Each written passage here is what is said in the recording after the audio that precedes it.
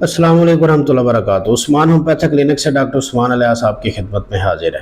ایزوسپرمیا کیا ہے؟ مادہ تولید میں سپرمز کا بالکل بھی نہ ہونا ایزوسپرمیا کہلاتا ہے۔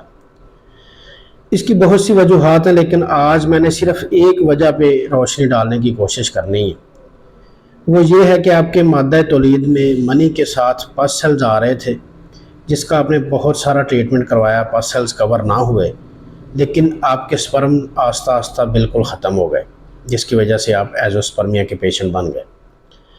دیکھیں، جو پس سیلز ہوتے ہیں یہ آپ کے جراثیم کو مردہ کرتے ہیں اور آہستہ آہستہ آپ کو بالکل آپ کے جو سپرمز ہیں ان کو ڈیڈ کر دیتے ہیں، جس کی وجہ سے آپ ایزوسپرمیا کے پیشنٹ بن جاتے ہیں۔ اس کا علاج بہت ضروری ہوتا ہے۔ اگر پس سیلز کی وجہ سے آپ کے سپرم بالکل ڈیڈ ہو چکے ہیں، آپ ایزوسپرمیا کے پیشنٹ بن چکے ہیں، تو آپ نے ایک دفعہ میرے ساتھ رابطہ لازمی کرنا ہے۔ انشاءاللہ تعالیٰ اللہ کے فضل و کرم سے آپ کی پس بھی کور ہوگی اور آپ کے سپرم بھی واپس آ جائیں گے۔ السلام علیکم ورحمۃ اللہ وبرکاتہ۔